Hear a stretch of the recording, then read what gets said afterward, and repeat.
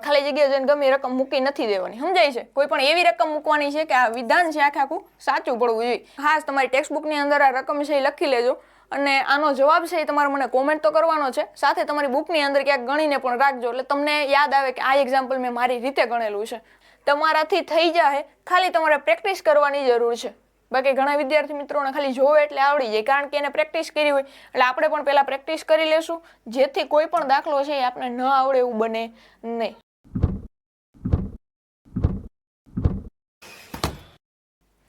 કેમ છો વિદ્યાર્થી મિત્રો? તો આજે આપણે જોવાના છીએ ધોરણ 7માં ગણિતનું પહેલા પ્રકરણનું સ્વાધ્યાય. આપણે ક્રમનો ગુણધર્મ, સંવૃત્તાનો ગુણધર્મ અને જૂથનો ગુણધર્મ છે એ જોઈ લીધો છે આગળના પાઠની અંદર. જો એ ન જોયા હોય તો પહેલા એ પાઠ જોઈ લેજો. અને હવે આપણે જોવાના છીએ સ્વાધ્યાય. સ્વાધ્યાય 1.1. હવે એની અંદર પહેલો દાખલો છે, પૂર્ણાંક સંખ્યાઓની એવી જોડી લખો જેનો સરવાળો -7 હોય. જે આપણે પેલું એક્ઝામ્પલ જોયું હતું એવો જ આ દાખલો છે, એવો સ્વાધ્યાયનો આ પહેલો દાખલો છે. જોઈએ.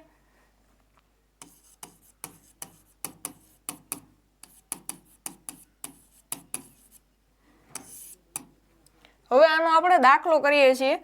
કોઈ પણ બે, જેમ આપણે પહેલા એક્ઝામ્પલની અંદર જોયું હતું એવી રીતના સૌથી પહેલા શું કરવાનું, તો પહેલા તો અહીંયા -7 જવાબ મળવો જોઈએ અને કોઈ પણ બે સંખ્યા લેવાની છે અને એનો સરવાળો કરવાનો છે. તો વચ્ચે આપણે આવશે સરવાળાની નિશાની. ઓકે, હવે -7 આવે એવી કોઈ પણ બે સંખ્યા લેવાની છે. હવે હું કોઈ પણ સંખ્યા લઉં તો 10 અને 3. ઓકે, 10 અને 10માંથી 3 જાય તો આપણે 7 મળે, આખા ગામને ખબર છે. હવે શું કરવાનું, -7 આવવા જોઈએ, જવાબમાં -7 આવવા જોઈએ અને વચ્ચે છે એ પ્લસની નિશાની. 10 + 3 કરું તો 13 થઈ જાય. હવે આપણે માઇનસ એ લેવાનું છે તો હું અહીંયા 10 ને માઇનસ કરી નાખું છું, જેથી મોટા પદની નિશાની છે એ માઇનસ લાગે. તો માઇનસ પ્લસ માઇનસ થાય તો 10માંથી 3 જાય તો 7 વધે. તો હું ડાયરેક્ટ અહીંયા લખું છું 10 + 3 બરાબર શું મળે, -7. સમજાય છે? આ તો આપણો પહેલા દાખલાનો જવાબ. હજી આપણે જોડ બનાવવાની છે એટલે હજી એક રકમ લખું છું બીજી. કોઈ બે રકમ પ્લસ -7. હવે એવી કઈ રકમ છે તો હું 10 અને 17 લખી શકું. 10 અને 17. 17માંથી 10 જાય તો -7 જવાબ, અથવા 10માંથી 17 જાય તો -7 જવાબ. કઈ રીતના, તો અહીંયા આપણે લખશું -17, કારણ કે નિશાની મોટા પદની, તો 17 આમાંથી મોટા છે તો એને આપણે માઇનસ આપશું. અને અહીંયા 10, 17માંથી 10 માઇનસ પ્લસ માઇનસ એટલે માઇનસ પ્લસ માઇનસ એટલે જવાબમાં -7. 17માંથી 10 જાય તો 7 વધે. ઓકે, આ તમારો પહેલા દાખલાનો જવાબ છે. હવે આગળનો દાખલો જોઈએ. તફાવત -10 હોય. ઓકે, શું છે હવે આગળનો દાખલો, તફાવત -10 હોય.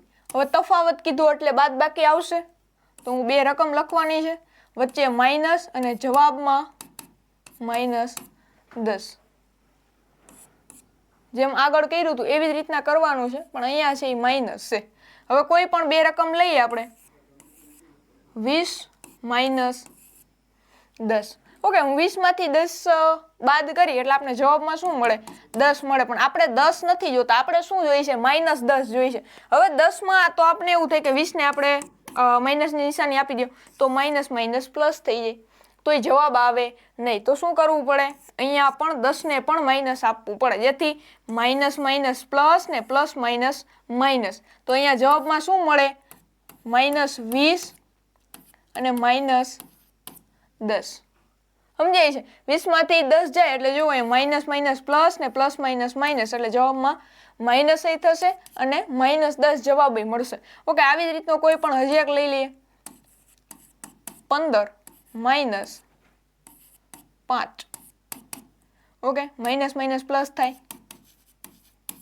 માઇનસ માઇનસ પ્લસ ને પ્લસ માઇનસ માઇનસ, 15માંથી 5 જાય તો જવાબ શું મળે, -10. તો આ બે તમારે સ્વાધ્યાયના પહેલા દાખલાના બીજાનો જવાબ છે.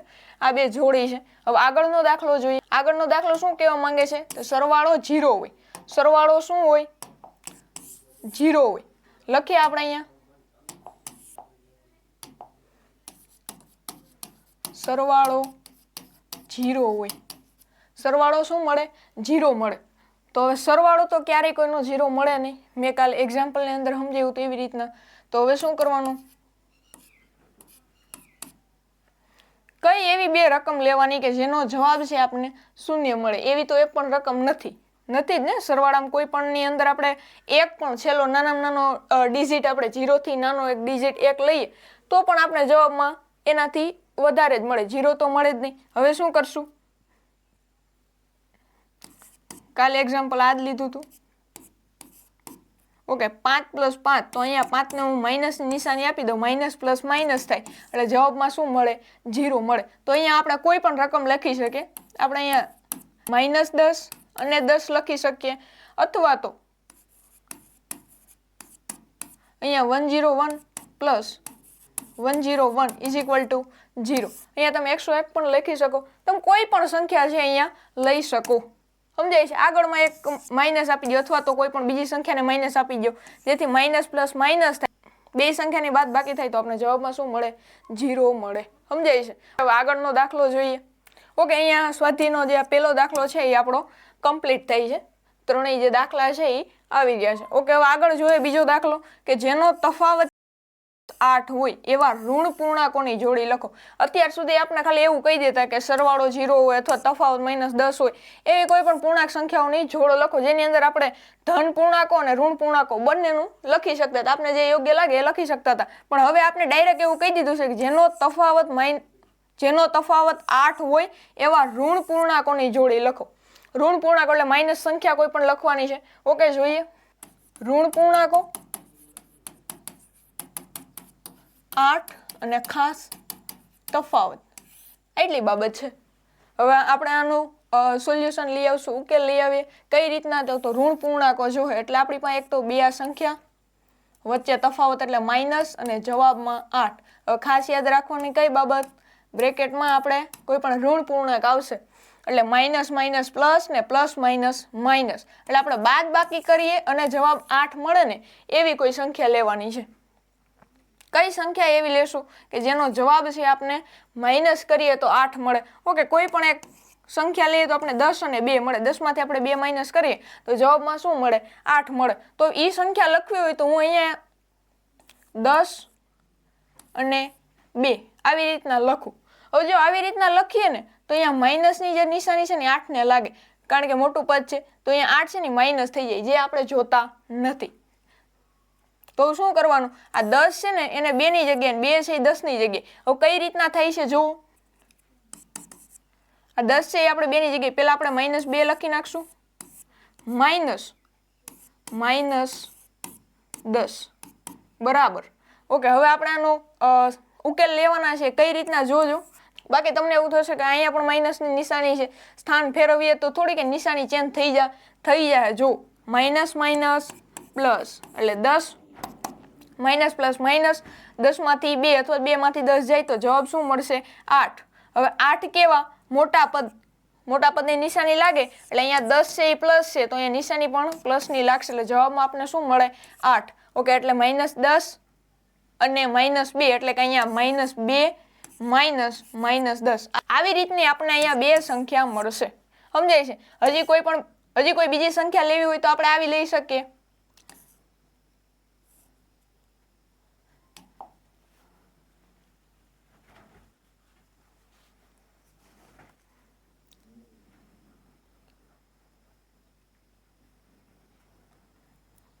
ઓકે, 16 અને 8.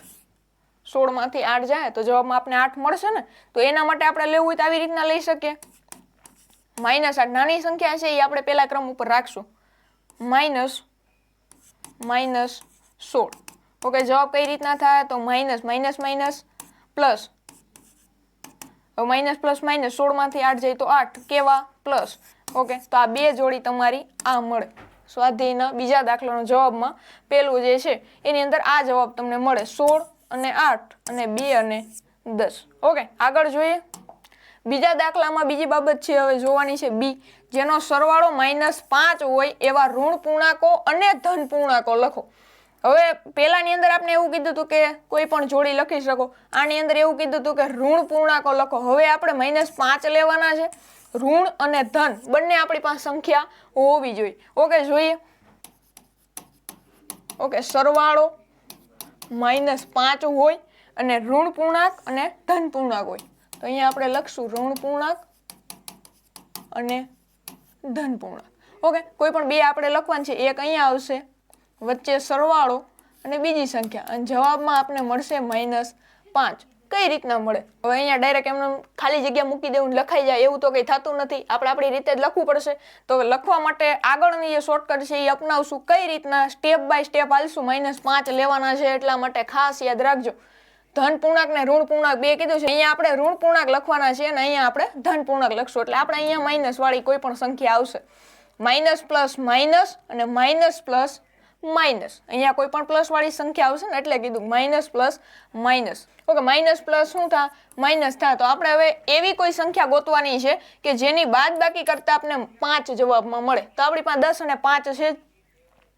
ઓકે, અને એ ખાસ યાદ રાખવાનું છે કે ભાઈ અહીંયા માઇનસની નિશાની લાગવી જોઈએ. તો આપણે 10 છે, આમાં આપણી પાસે બે સંખ્યા છે 10 અને 5. મોટા પદની નિશાની લાગે 10 ને આપણે માઇનસ વાળું કાઉન્સ આપશું. તો અહીંયા આપણે 10 ને રાખશું અને અહીંયા 5 ને. જો જવાબ મળે છે માઇનસ પ્લસ માઇનસ, 10 માંથી 5 જાય તો જવાબમાં -5, કારણ કે અહીંયા મોટા પદની નિશાની.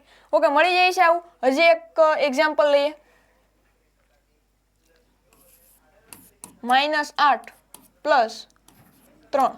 માઇનસ પ્લસ માઇનસ, 8 માંથી 3 જાય તો જવાબ મળે કેવો? માઇનસ. સમજાય છે? બહુ જ ઈઝી છે, તમારાથી થઈ જાય. ખાલી તમારે પ્રેક્ટિસ કરવાની જરૂર છે. બાકી ઘણા વિદ્યાર્થી મિત્રોને ખાલી જોવે એટલે આવડી જાય, કારણ કે એને પ્રેક્ટિસ કરી હોય. એટલે આપણે પણ પહેલા પ્રેક્ટિસ કરી લેશું, જેથી કોઈ પણ દાખલો છે એ આપણે ન આવડે એવું બને નહીં. 1 માર્કની અંદર આવા દાખલા પૂછાય તો તમે આરામથી આનો જવાબ આપી શકો.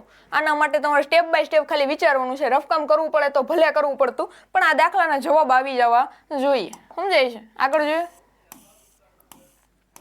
ઓકે, હવે તમને ત્રીજો દાખલો કે બીજાની અંદરનો ત્રીજો એવું કહે છે કે જેનો તફાવત -3 હોય એવા ઋણ પૂર્ણાંક અને ધન પૂર્ણાંક લખો. હવે જે આગળ આપણે જોયું હતું સરવાળો વાળું, એવું ખાલી માઇનસનું જોવાનું છે. તફાવત કેવો આવવો જોઈએ? -3. એટલે અહીંયા બાદબાકીની વાત છે, ઋણ પૂર્ણાંકની વાત છે અને ધન પૂર્ણાંકની વાત છે. ઓકે, જોઈએ. લખું છું, સમજો ભાઈ. તફાવત -3 ઋણ અને ધન બંને પૂર્ણાંકો એની અંદર આવી જવા જોઈએ. જો અહીંયા આપેલું છે -3 ઋણ અને ધન પૂર્ણાંકો. ઓકે, લખીએ. પેલી સંખ્યા તફાવત એટલે માઇનસ, બીજી સંખ્યા અને = -3 એટલે કે -3. હવે આપણે બે કાઉન્સની અંદર રકમ લખવાની છે. એક આવશે, એક તો કાઉન્સમાં અંદર માઇનસ આવશે અને એક છે એ પ્લસ આવશે, કારણ કે ઋણ અને ધન કીધું છે. આગળના દાખલામાં તો એવું જ છે, કંઈ અલગ નથી.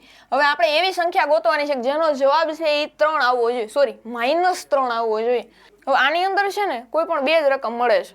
હવે એ બે રકમ સિવાય જો તમને મળી જાય તો નીચે કોમેન્ટ કરવાની. નીચે કોમેન્ટ કરી દેજો કે -3 છે એ આપણે બીજી રીતે પણ મળી શકે છે. એની અંદર એક ઋણ હોવું જોઈએ ને એક ધન હોવું જોઈએ અને વચ્ચે તફાવત હોવો જોઈએ, એટલે કે માઇનસની નિશાની હોવી જોઈએ.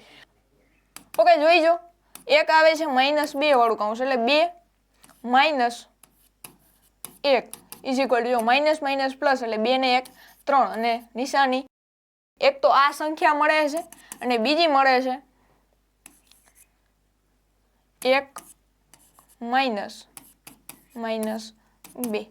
1 માઇનસ માઇનસ પ્લસ એટલે 3 અને -3. આ બે સંખ્યા તમને છે એ મળે છે -3 માટે, અને એમાંય ઋણ પૂર્ણાંક અને ધન પૂર્ણાંક હોય એવી રીતના. તો એક છે -2 આગળ આવે છે અને બીજા છે એ ચેન્જ કરે છે. આ જ તમને મળે છે બે સંખ્યાઓ. ત્રીજી આવડતી હોય તો આપણે કોમેન્ટ કરવાની છે. જોઈએ આગળ. ઓકે, પહેલો સ્વાધ્યાયનો પહેલો અને બીજો દાખલો છે આપણે જોઈ લીધો છે. હવે આપણે જોવાનો છે ત્રીજો દાખલો. ત્રીજા દાખલાની અંદર શું છે તો કે ક્વિઝના 3 ક્રમિક રાઉન્ડ પછી ટીમ એ ના ગુણ -40, 10 અને 0 છે, અને ટીમ બી ના ગુણ કેટલા છે તો 10, 0 અને -40. કઈ ટીમના વધુ ગુણ છે અને શું આપણે કહી શકીએ કે પૂર્ણાંક સંખ્યાઓને કોઈ પણ ક્રમમાં ઉમેરી શકીએ. જેમાં આપણે ક્રમનો ગુણધર્મ જોયો હતો ને, આ એવી જ રીતના છે. આ તમને કોયડા સ્વરૂપે પૂછવામાં આવ્યું છે, બીજું કાંઈ નથી. આ ટીમ એના જે ગુણ છે, સોરી ટીમ એના જે અહીંયા ગુણ આપેલા છે આનો આપણે સરવાળો કરવાનો છે અને પછી આપણે ટીમ બી ના ગુણનો સરવાળો કરવાનો છે. હવે એના પછી આપણે જોવાનું છે કઈ ટીમના ગુણ છે એ વધારે છે. એ ડાયરેક્ટ આપેલું જુઓ, આ ટીમ એ ના છે અને આ ટીમ બી ના ગુણ છે. એટલે ટીમ એ અને બી છે ને એ ક્વિઝ કરતી હશે. જો અહીંયા કીધું છે ક્વિઝના 3 ક્રમિક રાઉન્ડ. હવે 3 1 by 1 રાઉન્ડ હશે એની અંદર ટીમ એ ના ગુણ મેળવેલા છે. પેલામાં -40 આવ્યા, પછી 10 આવ્યા અને પછી 0 આવ્યા. એના પછી ટીમ બી ને છે એ પેલા રાઉન્ડમાં 10, બીજામાં 0 અને ત્રીજામાં -40 આવ્યા. તો હવે આપણે જોવાનું છે કે ટીમ એ અને બી માંથી કોણે વધારે ગુણ છે એ મેળવા એ આપણે જોવાનું છે. જોઈએ પેલા હું અહીંયા લખી લઉં છું 40 ટીમ એના લખું છું -40, 10 અને 0. હવે આનો તમારે સરવાળો કરવો હોય તો તમે ઇઝીલી કરી શકો. 40 માંથી ડાયરેક્ટ આપણે 10 છે એ કાઢી શકીએ. આવી રીતના હાવ ઇઝીલી થઈ જાય ને એવો દાખલો છે, પણ મેં તમને સમજાવવા માટે લાંબો કર્યો છે. હવે આની પછી છે 10, 0 અને -40. ઓકે, પહેલા આપણે 10 નો આપણે સરવાળો લઈ લઈએ તો 10 મળે છે ને હવે એમાંથી બાદબાકી કેટલાની કરવાની? તો 40 ની કરવાની છે. તો જવાબ શું મળે? -30 મળે. અહીંયા પણ -30 જવાબ મળે છે. અહીંયા પણ -30 જવાબ મળે છે. 40 માંથી 10, 10 માંથી 40 આપણે માઇનસ કરવાના છે. ઓકે, તમે તમારી ટેક્સ્ટ બુકની અંદર લખતા હોય તો આવી રીતના લખી નાખજો. કઈ ટીમના વધુ ગુણ છે? તો આપણે એવું લખી શકીએ કે બંને ટીમના ગુણ સમાન છે. કેટલા સમાન છે એ પણ લખવું હોય તો કૌંસમાં આપણે લખી શકીએ કે -30. બંને ટીમના ગુણ છે અહીંયા સમાન છે, એટલે એક પણ ટીમના ગુણ છે અહીંયા વધુ છે નહીં. અથવા અહીંયા બીજો આપણે એક પ્રશ્ન આપેલ છે કે શું આપણે કહી શકીએ કે પૂર્ણાંક સંખ્યાઓને કોઈ પણ ક્રમમાં ક્રમની અંદર ઓર્ડરની અંદર આપણે ગોઠવી શકીએ, ઉમેરી શકીએ? તો હા, ઉમેરી શકીએ. જો અહીંયા -40 છે એ પહેલા હતા ને અહીંયા આપણે ત્રીજા ક્રમની અંદર હતા. એટલે ગમે એ રીતે તમે સંખ્યા છે એ ઉમેરી શકો. આપણે સંવૃત્તતાનો ગુણધર્મ જોયો તો એવું જ અહીંયા હશે. અને ખાસ તો અહીંયા સરવાળો છે એટલે સંવૃત્તતાનો ગુણધર્મ છે એ સરવાળામાં લાગે છે. એટલે આપણે અહીંયા ગુણ આપેલ છે, આનો સરવાળો આપણે કોઈ પણ ક્રમ ચેન્જ કરીને કરી શકીએ. હજી ન સમજાણું હોય તો સંવૃત્તતા હજી એકવાર રિવિઝન કરાવી દઉં છું. સમજો 3 + 4 અહીંયા લખ્યા હોય તો ડાયરેક્ટ હું 3 + 4 માંથી ક્રમ છે એ ચેન્જ કરી નાખું. 3 + 4 એટલે આપણે જવાબમાં 7 મળે. હવે એનો ક્રમ છે આપણે ચેન્જ કરી નાખીએ, 4 + 3 કરીએ તો જવાબમાં કેટલા મળે? 7 જ મળે. તો એવી રીતના અહીંયા ક્રમ ચેન્જ કરીએ આપણે જવાબમાં 1% ફેર પડતો નથી. જે જવાબ આવશે એ બંનેમાં સેમ જ આવે છે, જે આપણે એક્ઝામ્પલ થ્રુ પણ જોયું. ઓકે, અને સ્વાધ્યાયના દાખલામાં પણ જોયું છે. હવે આગળ જોઈએ.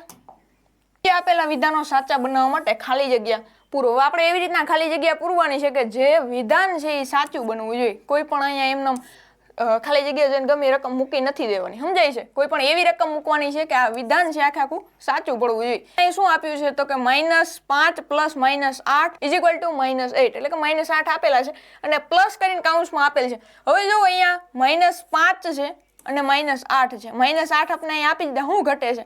તો -5 ઘટે છે. હું ડાયરેક્ટ અહીંયા -5 લખી નાખું તો એ જવાબ સાચો જ છે. હવે શું કામ એ સાચો છે અથવા તો ડાયરેક્ટ લખી નાખીએ તો કઈ રીતના ખબર પડે તો સમજો. હવે અહીંયા છે ને ક્રમનો ગુણધર્મ લાગુ પડ્યો છે. કયો લાગુ પડ્યો? ક્રમનો ગુણધર્મ અહીંયા લાગુ પડ્યો છે. તો આપણે અહીંયા ક્રમના ગુણધર્મના આધારે એવું કહી શકીએ કે અહીંયા -5 જ આવે. સમજાય છે? અહીંયા પેલો ક્રમ હતો 5 નો, અહીંયા પેલો ક્રમ છે એ 5 નો હતો તો અહીંયા 8 નો આપી દીધો છે. ઇઝ ઇક્વલ કીધું એટલે સેમ જ છે બંને બાજુ, તો અહીંયા -5 આવે. હવે આવી રીતના કોઈ પણ વિધાન છે એ આપેલું હોય હવે આવી રીતના ગણિતની અંદર તો તમારે ખાસ જોવાનું, બે કોઈ પણ સંખ્યા આપેલી છે અને એની પછી બરાબર આપેલું છે અને એ જ સંખ્યા અહીંયા કોઈ પણ સંખ્યા છે અહીંયા આપેલી હોય એટલે સમજી જવાનું આ જે સંખ્યા છે એ જ અહીંયા આવશે. જો નથી સમજાણું તો હજી એકવાર એક્ઝામ્પલ થ્રુ જુઓ. અહીંયા -3 આપેલ છે, પ્લસ આપેલ છે, 4 આપેલ છે અને બરાબર કરીને અહીંયા 4 આપેલ છે અને અહીંયા તમને ખાલી જગ્યા પૂછી છે. તો જવાબમાં શું આવે? -3 જ આવે, કારણ કે અહીંયા ક્રમનો ગુણધર્મ છે એ લાગુ પડે છે. હવે આગળ જોવાનું છે -53 પ્લસ એવી તો કઈ સંખ્યા નાખું તો અહીંયા જવાબમાં -53 જ મળે. હવે આપણી પાસે 53 છે ને એની અંદર એવી કઈ સંખ્યા નાખી કે આપણે 53 મળે? તો હવે બધાને આવડી જાય. 0 સંખ્યા છે ને કે જેની અંદર આપણે જે કોઈ પણ સંખ્યાની અંદર આપણે એડ કરીએ તો કઈ એમાં ફેર પડતો નથી અને આને કહેવાય સરવાળાનો તટસ્થ ઘટક.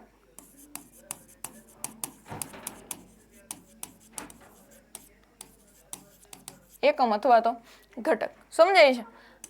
આ યાદ રાખજો. આ બે આપણા નિયમ છે, નિયમ વાઇઝ જે તમને ગુણધર્મ આપ્યા હોય એ ગુણધર્મ પેલા આગળ થિયરી હતી એની જ આપણે સ્વાધ્યાયની અંદર દાખલા આપેલ છે. આ જેટલા દાખલા આપેલ છે એની અંદર કંઈક ને કંઈક ગુણધર્મોનું પાલન થતું હશે. સમજાય છે? ઓકે, હવે જુઓ ભાઈ 17 પ્લસ. હવે 17 ની અંદર એવી કઈ સંખ્યા નાખવાની છે? 17 ની અંદર એવી તે કઈ સંખ્યા નાખી જવાબમાં આપણને શું મળે? 0 મળે. તો 17 ની અંદર શું નાખી શકીએ? -17. ફટાફટ આપણે રિવિઝન કરી લઈએ કે કયા દાખલાની અંદર કયો ગુણધર્મ લાગુ પડ્યો હતો, અને આ ઉપરાંત હું તમને મારી રીતે અમુક દાખલા આપી જેનો જવાબ તમારે મને કોમેન્ટમાં આપવાનો છે. ઓકે, હવે ફટાફટ જોઈ લઈએ.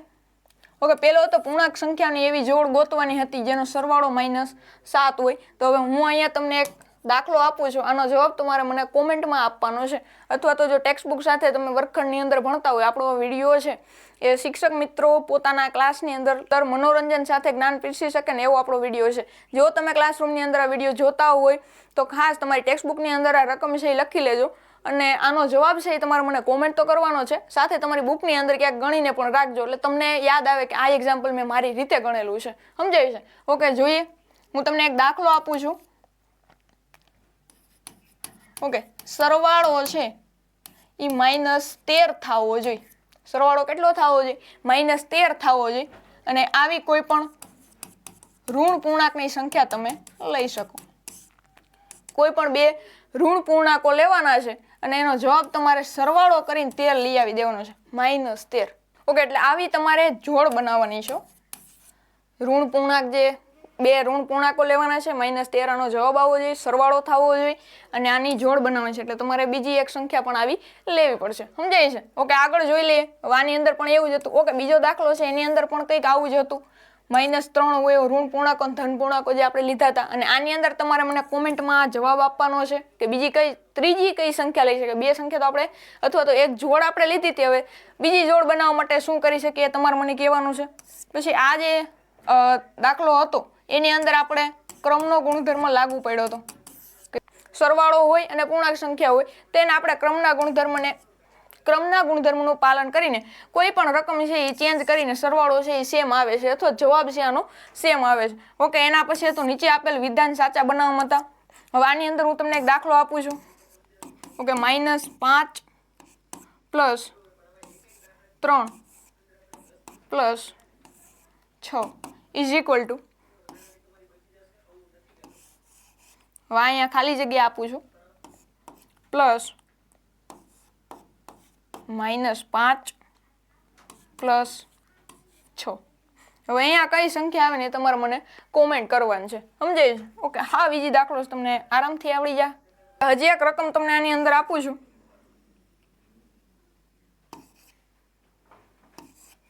-3 - 2 કૌંસમાં છે +4 અથવા તો 4. હવે આની અંદર 4 - 2 + ખાલી જગ્યા.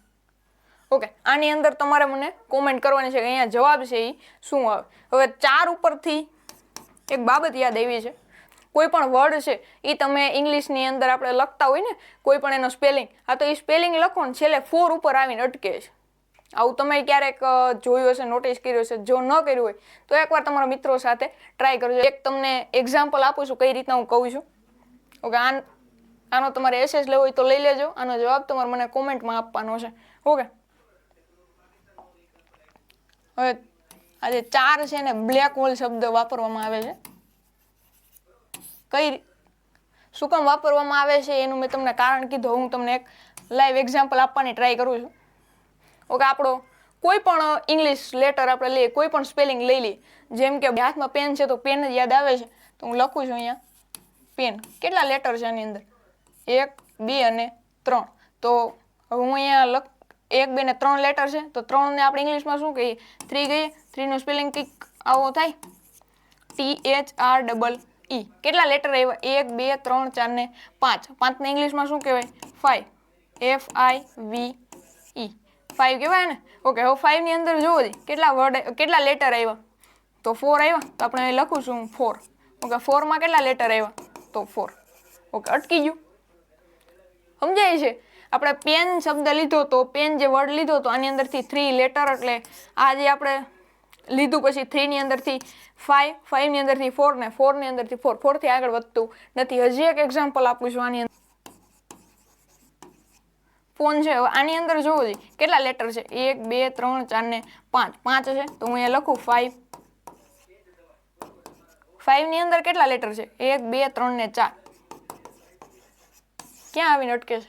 4 થી. તમે તમારા મિત્રો સાથે આપણે જે આ બ્લેક હોલ નંબર 4 છે આની બાબત છે એ તમારા મિત્રો સાથે શેર કરજો, અથવા તેની સાથે આવી રીતના કોઈ પણ વર્ડ લઈને એની સાથે પણ આવી રમત રમજો. ઓકે, અહીંયા સુધી આપણે હવે રાખીએ છીએ. સ્વાધ્યાય છે એની અંદર કંઈક ક્વેરી હોય તો પૂછવાનું છે કોમેન્ટની અંદર, અને જે દાખલા આપ્યા છે એના જવાબ કોમેન્ટમાં કરવાના છે, અને આ રમત રમીને કેવી મજા આવી આ પણ તમારે મને કોમેન્ટની અંદર કહેવાનું છે. ઓકે, વિડીયો ગમ્યો હોય તો લાઈક કરજો, શેર કરજો તમારા મિત્રો સાથે. YouTube channel Shri help art 2 ને સબસ્ક્રાઇબ કરવાનું ભૂલતા નહીં. મળીએ જ આવા એક નવા વિડીયોની અંદર. ત્યાં સુધી કન્ટિન્યુ રહેજો. Thank you.